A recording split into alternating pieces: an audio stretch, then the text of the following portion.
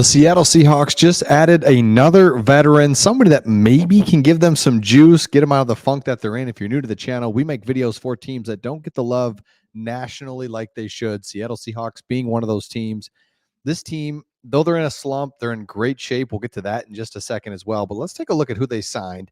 They signed Hamilcar Rashid. He's an outside linebacker, defensive end type of guy to take the place of Tyreek Smith, who was poached and went to the Arizona Cardinals 53-man roster. So just a couple things on this guy. And again, he's going to the practice squad to start, but you never know where you could use him, where he could provide a little bit of juice for you.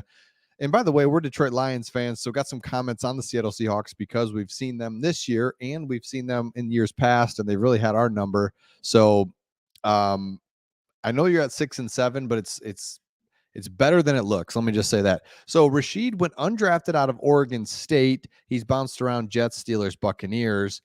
But when he was at Oregon State, he set a school record for 14 sacks, 22 tackles for loss in 2019. He's a second-team All-American. So the dude is a solid player, just has kind of bounced around. Maybe hasn't got his shot yet, but he's explosive defensive end, outside linebacker type of player. Love that. Because, it's this time of year. It's just injuries, and you're just trying to figure out where's your roster at. What's it look like? 17-game season, you're going to get into that. Now, from the Field Gulls website, love this, from SB Nation, I completely agree with this statement. So, like I was saying, being a Lions fan, this is the truth to me. He says, I'm almost certainly in the minority, but I think the Seahawks will be a scary team in the playoffs.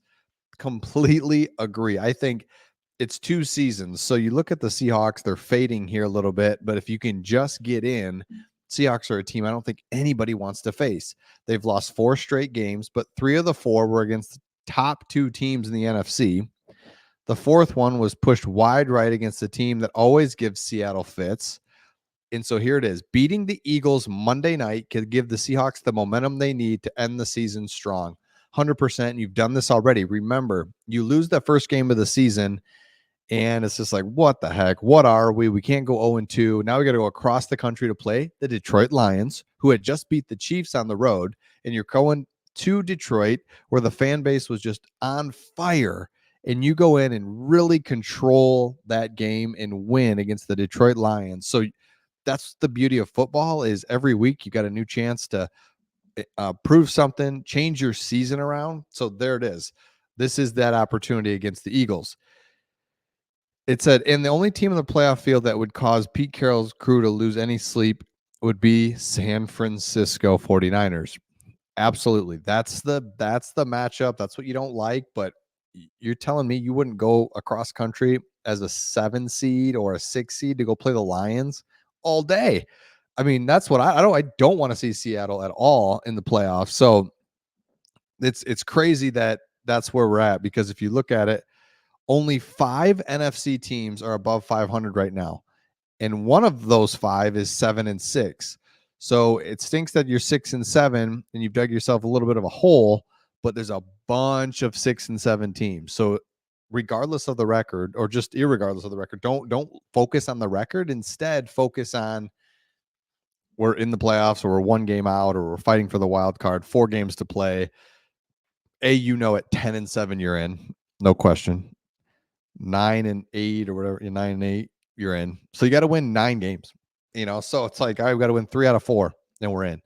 We go 2-2, we're probably in 2, I would say. So that's the beauty of where you're at right now as a Seattle fan. So here it is, 6-7. Look at the games left on the schedule. Tough game against the Seahawks, but your games against the against the Eagles, but the games against the 49ers are done. So you've got Eagles, tough game Monday night. Here it is. This is kind of the season. Got to have it. Let's go. Because then Titans, manageable. Steelers, I mean, come on. Cardinals, that's all manageable. So this good note here, as frustrating, just remember that you're not alone as a fan base, because sometimes we get like, we're the only team struggling. We're the only team. No, here's a perfect example. Look at the Pittsburgh Steelers. As frustrating as it may be to be at 12 the last month or so, the Pittsburgh Steelers have sort of redefined what it means to make a fan base suffer. They were 7-4. Life's good. Then week 13, they lose the Arizona Cardinals. 4 days later, they lose to the New England Patriots, who were terrible at the time. Both games were at home, and just rub salt in the wound. Both losses were against team entered the game with a record of 2-10. So it's the NFL. So you're 6-7. You got everything still ahead of you. Don't worry. If I'm a Seattle fan, you've got players, you're adding players, you got some new juice on the practice squad. Never know what that looks like.